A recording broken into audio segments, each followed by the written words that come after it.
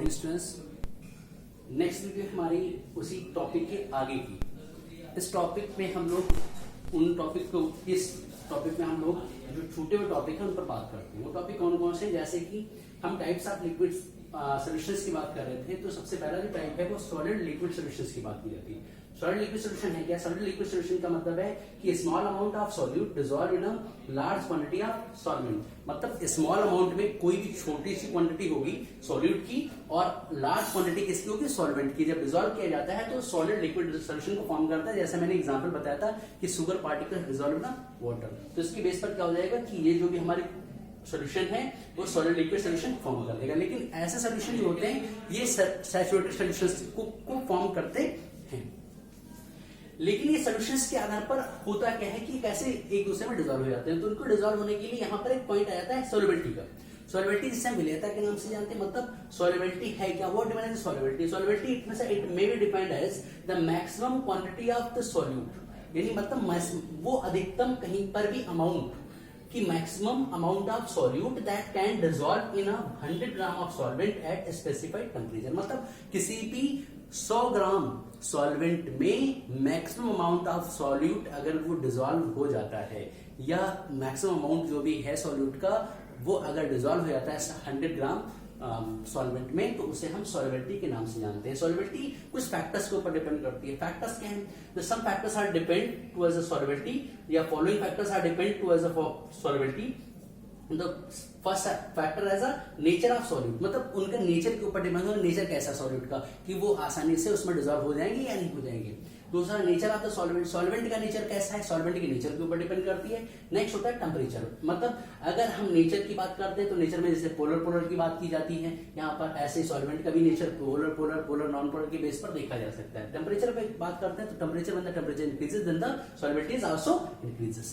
Next अगला point आ जाता है हमारा है लिक्विड सॉल्यूशंस का। लिक्विड सॉल्यूशंस में जब हम बात करते हैं तो when the two liquids are mixed 3 different solutions results। मतलब जब कहीं पर भी लिक्विड और लिक्विड यानी दो लिक्विड आपस में ऐड किए जाते हैं तो 3 टाइप के कहीं पर भी फॉर्म करते हैं वो सॉल्यूशंस का। पहला मिसिबल सॉल्यूशन। मिसिबल मतलब जो दोनों कंप्लीटली आपस में डिसॉल्व हो गए, यानी कोई भी दो सॉल्यूशन आपस में ऐड किए गए और दोनों कंप्लीटली डिसॉल्व हो गए। मतलब पोलर सॉल्यूट और सॉल्वेंट दोनों का नेचर कैसा है? पोलर नेचर के है। दोनों आपस में आसानी से डिसॉल्व हो जाएंगे। जैसे वाटर और अल्कोहल अगर दोनों को मिलाए तो दोनों मिलाने के बाद में आसानी से आप पहचान नहीं सकते। सिमिलरली ऐसे बेंजीन और टॉल्यूइन मतलब नॉन पोलर सॉल्यूट और नॉन पोलर सॉल्वेंट दोनों आपस में डिसॉल्व हो गए। सिमिलरली सेकेंड ऐसा आता है point partially miscible liquids. Partially miscible liquids मतलब जो कहीं पर भी डिसॉल्व हो लेकिन कंप्लीटली ना हो। तो इनके आधार पर जैसे एनिलीन और वाटर को आपस में मिलाते हैं तो लेकिन वो अलग अलग दिखाई थोड़े से पड़ते हैं, लेकिन कुछ मात्रा डिसॉल्व हो जाती है, कुछ मात्रा डिसॉल्व नहीं हो पाती है। तो इसके आधार पर पार्शियली यानी कम क्वांटिटी में जो डिसॉल्व हो लेकिन डिसॉल्व हो सकते हैं। फिनॉल एंड वाटर मतलब अगर हम टेम्परेचर इंक्रीज कर देते हैं तो इनकी जो सॉल्युबिलिटी है वो भी बढ़ जाएगी, आसानी से डिसॉल्व हो जाएंगे। लास्ट पॉइंट आता है इनका इमिसिबल लिक्विड्स। इमिसिबल लिक्विड्स मतलब ऐसे लिक्विड्स जो कहीं पर भी अपने ही सॉल्वेंट में डिसॉल्व, अगर पोलर सॉल्यूट है और नॉन पोलर सॉल्वेंट है अगर डिसॉल्व किया जाए तो डिसॉल्व नहीं होते हैं। ऐसे ही नॉन पोलर सॉल्यूट हो और पोलर सॉल्वेंट को अगर हम डिसॉल्व करते हैं तो नहीं होगा। जैसे क्या देखते हो कि अगर आप ऑयल को उठाइए और कहीं पर भी वाटर में डालिए या बेंजीन उठाइए और वाटर में ऐड कर दीजिए तो कभी डिसॉल्व नहीं होगा। सिमिलरली ऐसे ही CCl4 और यानी carbon tetrachloride added with the water कभी भी डिसॉल्विंग नहीं देखी जा सकती। ऐसे ही chloroform with the water.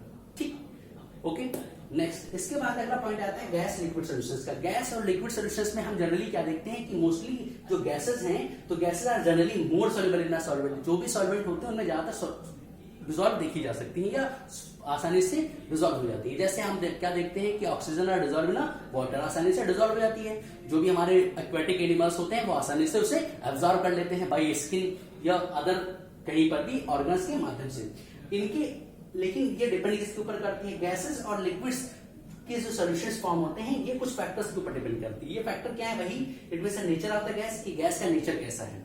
Gas का नेचर के बारे में हम लोग आगे थोड़ा सा और पढ़ेंगे भी। चैप्टर्स हमारे आएगा मैटर स्टेट ऑफ मैटर, वहां पर हम देख सकते हैं कि गैसेस का नेचर क्या होता है, आइडियल और नॉन आइडियल टाइप की गैसेस पाई जाती हैं। फिर नेचर ऑफ लिक्विड, लिक्विड का नेचर कैसा होता है, अभी हम बात कर चुके हैं कि लिक्विड का नेचर कैसा, पोलर है या नॉन पोलर है। नेक्स्ट इसके बाद प्रेशर, यानी when the pressure increases, gases की क्वांटिटी बारे में आपको सबको पता है, गैसेस एक्सटेंड होती है क्योंकि इनके बीच में इंटरमोलिकुलर फोर्स बहुत ही कम पाया जाता है, जिसकी वजह से क्या होता है कि गैसेस आसानी से जो है इधर उधर बिखर जाती हैं। तो जब हम प्रेशर बढ़ाते हैं तो क्या देखते हैं, प्रेशर बढ़ाने पर गैसेस आसानी से एक जगह पर कंप्रेस हो जाती हैं, कंप्रेस होने पर आसानी से डिसॉल्व हो सकती हैं। कि देखते हैं आप, इनका छोटा सा यूज है कि आप सोडा वाटर जब कहीं पर भी कहीं पर भी कोल्ड ड्रिंक्स को फिल किया जाता है तो हाई प्रेशर पर उन्हें बंद कर दिया जाता है। नेक्स्ट टेम्परेचर, लेकिन टेम्परेचर का इफेक्ट अलग होता है, अगर टेम्परेचर हम बढ़ा देते हैं तो गैसेस आसानी से डिसॉल्व नहीं होती, मतलब उनकी सॉल्युबिलिटी कम हो जाती है, डिक्रीज कर जाती है। नेक्स्ट पॉइंट आता है Henry law.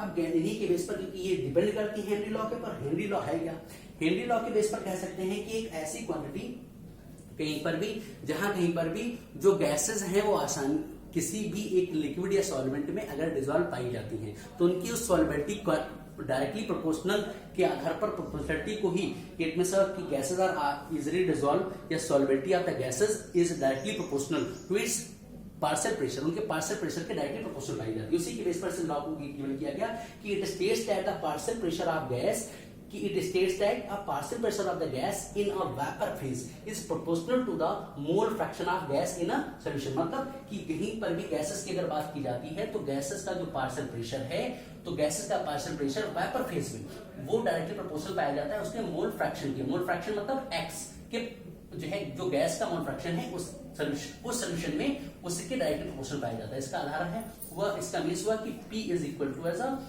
KH x। Okay, यहां पर क्या देखते हैं कि KH क्या है, KH is a Henry constant, ये क्या कहलाता है, हेनरी कांस्टेंट, या इसे प्रोपोर्शनलिटी कांस्टेंट के रूप में जाना जाता है। ठीक, इनके 2 पॉइंट्स और आ जाते हैं, हेनरी लॉ की लिमिटेशंस और एप्लीकेशंस भी पूछी जाती है।